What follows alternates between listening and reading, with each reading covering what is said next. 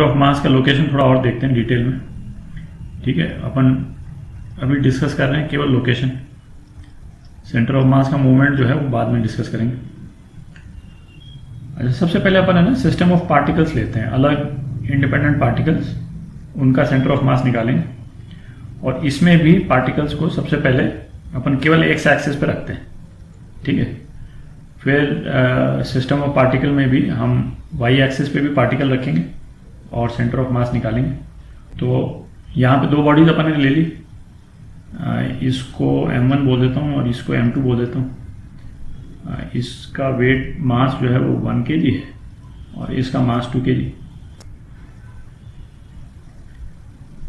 Centre of mass का जो formula जो है वो ये बोलता है xi mi upon sigma of mi। ठीक है, इसका क्या मतलब निकला कि सपोज n पार्टिकल्स हैं जो x एक्सिस पे रखे हुए हैं। ठीक है, तो xi mi क्या होगा, x1 m1। अब x1 क्या है, x1 फर्स्ट पार्टिकल का डिस्टेंस ओरिजिन से। अच्छा, इस केस में हमने फर्स्ट पार्टिकल को ओरिजिन पे ही रख दिया और इस वाले केस में फर्स्ट पार्टिकल को ओरिजिन से थोड़ा सा दूर रखा है। सपोज इसको मैं 1 मीटर बोल देता हूं। आप फर्स्ट पार्टिकल को कहीं पे भी रखें, उससे सेंटर ऑफ मास के लोकेशन पे कोई फर्क नहीं पड़ेगा, उसका जो कैलकुलेशन है ना वो सेम ही आएगा। जैसे इस वाले एग्जांपल में, ये जो पहला एग्जांपल है और इस वाले एग्जांपल में अपन जब सेंटर ऑफ मास निकालेंगे तो रिजल्ट जो है वो आइडेंटिकली रहेगा। यही फॉर्मूला लगाएंगे और रिजल्ट आइडेंटिकली रहेगा। ये फॉर्मूले के अनुसार क्या होगा, xi mi।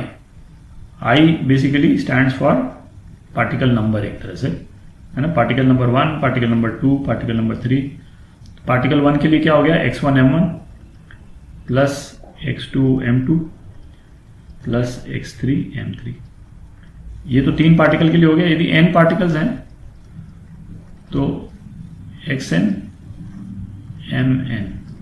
ठीक है, upon sigma mi, basically sum of all particles, sum of mass of all particles, m1 plus m2 plus कहाँ तक, mn तक, यदि n पार्टिकल्स हैं।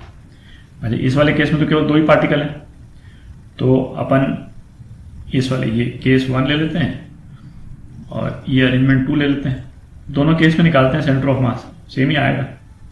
इस वाले केस में निकालते हैं x सेंटर ऑफ मास।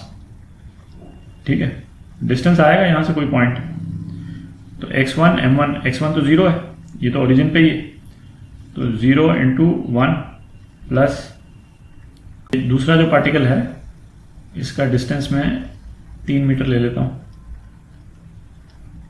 ठीक है, और ये डिस्टेंस इसको भी 3 मीटर कर देते हैं। तो दूसरा वाला जो है वो कितने, 3 मीटर पे है। ठीक है, सिग्मा mi 1 प्लस 2, तो कितना हो गया, 6/3, 2 मीटर। तो सेंटर ऑफ मास कहाँ पे आया, इधर इस वाले पॉइंट पे, और ये डिस्टेंस जो है वो 2 मीटर है। ठीक है, अच्छा, यदि यहाँ पे हम निकालते सेंटर ऑफ मास, एक सेंटर ऑफ मास, तो पहला मास जो है वो 1 मीटर दूर है, 1 इंटू 1 प्लस 4 इंटू 2। ठीक है, ये 4 है, मास जो है वो 2 किलो है, अपॉन 3, तो कितना आ गया, 3 मीटर्स। बात वही हो गई, ये जो है वो 3 मीटर दूर आया एक्सिस से, बट वहीं पे आया जहाँ पे इस वाले केस में आया था। ठीक है, अब अपन 3 पार्टिकल लेके देखते हैं और एक पार्टिकल को वाई एक्सिस के डायरेक्शन में डाल देते हैं, है ना, बना के देखते हैं। तो ये वाला केस देखते हैं, इसमें ये इसको मास को m1 कर देते हैं और ये m1 1 kg कर लेते हैं, इसको m2 कर देते हैं और इसको m3 कर देते हैं। ठीक है, m1 को 1 किलो कर देते हैं, m2 2 किलो और m3 जो है उसको 3 kg कर देते हैं। m3 का कोऑर्डिनेट 4 1 कर देते हैं और m2 का कोऑर्डिनेट 3 3 कर देते हैं। ठीक है। अच्छा, अपना फॉर्मूला क्या था? एक्स सेंटर ऑफ मास, ये था sigma X I M I upon sigma M I, ठीक है। सेंटर ऑफ मास के इस वाले केस में एक्स और वाई दोनों कोऑर्डिनेट होंगे, ठीक है। तो अच्छा, वाई कोऑर्डिनेट और सेंटर ऑफ मास भी बिल्कुल सेम है ना, वो वाई आई एम आई हो जाएगा, Y I M I upon sigma M I. तो इसका एक्स कोऑर्डिनेट क्या हो गया? X coordinate centre of mass का 0 × 1, ये तो सेंटर पे है m1, plus m2 3 × 2 plus m3 4 × 3, ठीक है, अपॉन कितना हो गया टोटल? 6। तो ये कितना है? 6 + 12/6, 3 मीटर आ गया, ठीक है। तो पहला जो है वो तो एक्स कोऑर्डिनेट जो है सेंटर ऑफ मास का वो तो 3 आ गया, ठीक है। अच्छा, वाई कोऑर्डिनेट निकालते हैं सेंटर ऑफ मास का। m1 का तो 0 ही हो तो उसको नहीं लिख रहे हैं।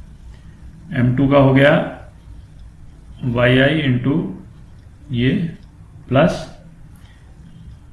3 और ये अपॉन 6, तो ये कितना हो गया? 6 × 3 9, 9/6 मतलब 3/2, ठीक है। ये 3/2 मीटर हो गया, ठीक है।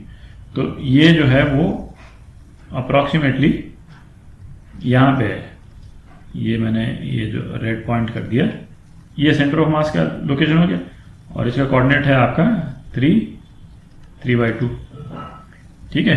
ये तो क्लियर है। अच्छा, अब एक रिजिड बॉडी लेते हैं, ठीक है, उसका कैसे निकालेंगे देखते हैं। अच्छा, ये जैसे ना, ये अपन ने एक 2 डायमेंशनल बॉडी ले ली, ठीक है, ये एक्स कोऑर्डिनेट और ये वाई कोऑर्डिनेट, जैसे कोई कार्डबोर्ड टाइप का फ्लैट कार्डबोर्ड ले लिया। अब इसका यदि हमको सेंटर ऑफ मास का एक्स कोऑर्डिनेट यदि निकालना हो तो ये बॉडी क्या है? बेसिकली इसको हम छोटे छोटे मासेस में तोड़ सकते हैं कंसेप्चुअली, ठीक है। जैसे एक मास ये हो गया, दूसरा ये हो गया, फिर तीसरा, चौथा, पांचवा, छठा, सातवां, आठवां, नवां और ये 10वां। इसको 10 पार्ट में तोड़ दिया अपन ने, ठीक है।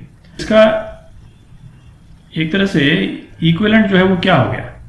तो इसका इक्विवेलेंट क्या हो गया? बेसिकली 10 मास हो गए, है कि नहीं। ये m1 हो गया, ये m2 हो गया, फिर m3, m4, m5, m6, m7, m8, m9, m10, 10 मास हो गए और हर एक का अलग अलग डिस्टेंस है कि नहीं। ये किसी एक पर्टिकुलर x पे है, ये x1 पे है ना, ये x2 पे है और इसी तरह से ये जो है ये x10 पे है, ठीक है।